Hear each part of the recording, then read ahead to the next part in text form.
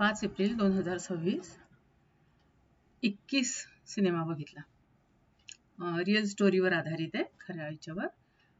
1971 मध्ये जे भारत पाक युद्ध झालं त्यात जे लोक शहीद झाले आणि त्यांच्यात ज्या एक तरुण मुलाला क्षेत्रपाल म्हणून अरुण क्षेत्रपाल, तर त्याला परमवीर चक्र मिळालं होतं.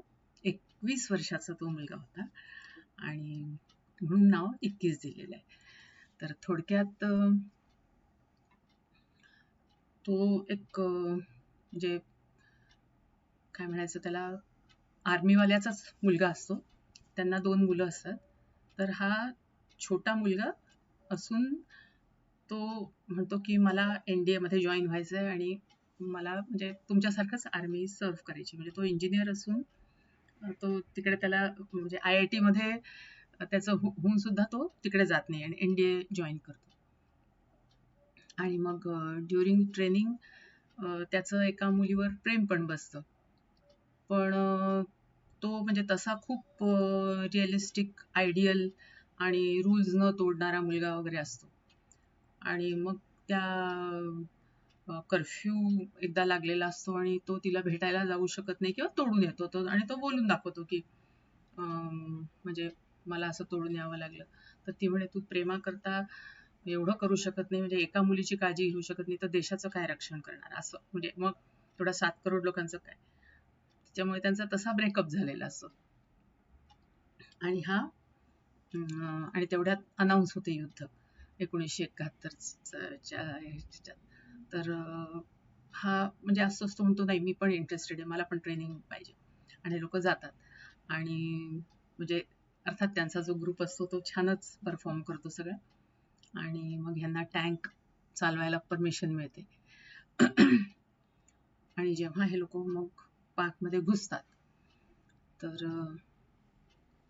जवळपास पाकच्या सगळ्याच यांना नेस्तनाबूत करून, म्हणजे पाकचं त्या दिवशी हे येतं की आम्ही आता सरेंडर करतोय. तर मग म्हणजे यांची हे चालली असते खुशाली वगैरे. आणि परत जाताना त्यांना पाकचे जवळपास 10-12 टँक्स इंडियाच्या दिशेने येताना दिसले. हे म्हणे अरे आपण यांना जर आत्ता इथे थोपवलं नाही तर हे आपल्याला त्रास देते. म्हणून ते उरलेले 3-4 जे टँक्स असतात, 4-5, ते त्यांच्या मागे लागतात आणि सगळ्यांनाच उद्ध्वस्त करतात. पण एक टँक शेवटपर्यंत हे करतो. त्याच्यातही जवळपास झालंच असतं सगळं, पण त्याच्यात असतो अहलावत आणि तो त्याच्या गोळीने हा मरतो. म्हणजे शेवटी सगळ्यांना ह्याच्यात म्हणजे मारण्यात सक्सेस होतो तो, पण इथे मरतो. आणि मग काय नाही, मग 2 जवान त्याला बाहेर काढतात, एका पिंपळाच्या झाडाखाली वगैरे बसवतात, त्याची डेड बॉडी हे करतात. मग पुढे मग त्याला परमवीर चक्र वगैरे मिळते, ते सगळं होतं. पण ही स्टोरी याच्यात अशी दाखवली की त्याचे वडील त्यांचं म्हणजे हे लोक आधी खूप आधी पाकमध्ये राहणारे असतात, सरगोधामध्ये राहणारे. तो धर्मेंद्र दाखवलाय आणि त्याचे हे मुलगा म्हणजे एक हिचा अमिताभचा नातू आणि दुसरा एक असं दाखवलंय. तर त्यांचं गेट टुगेदर असतं सगळ्यांचं, म्हणून हा पाकिस्तानात आला असतो. आणि नेमका तो त्याची राहायची अरेंजमेंट ह्या अहलावतकडेच होतं. तर अहलावतचं मन त्याला खात असतं सारखं. त्यांचं गेट टुगेदर होते, सगळीकडे फंक्शन होते, सगळीकडे भेटतात. हा इच्छा प्रदर्शित करतो धर्मेंद्र की मला माझं जुनं घर बघायचं आहे. तिकडे भेटून येतात. आणि मग येता येता तो म्हणतो की जर माझा मुलगा जिथे त्याला मरण आलं ते जागा जर बघता आली तर बरं होईल. तर हा घेऊन जातो तिथे आणि मग सगळं हे डिटेल सांगतो की कसं कसं काय झालं. तर मग धर्मेंद्र विचारतो की तू कसं काय, तुला एवढं माहिती. तर तो म्हणतो, मग तो सांगतो आणि मग म्हणतो की माझ्याच गोळीने तुमचा मुलगा मेला. तो म्हणतो शेवटी म्हणे आता माझ्या मनात काही हे नाही, कारण त्यावेळेस म्हणे तो त्याच्या देशाकरता लढत होता, तू तुझ्या देशाकरता लढत होता.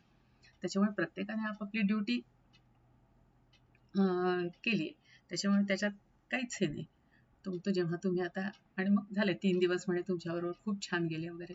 तिथली तो माती आपल्या याच्यात बांधून घेतो रुमालात आणि मग त्यांना आपल्या इंडियात, दिल्लीत यायचं आमंत्रण पण देतो. म्हणजे तुम्ही जेव्हा केव्हा याल तेव्हा जरूर या.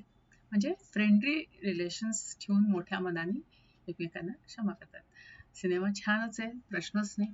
आणि काम पण सगळ्यांनी खूप छान केलं.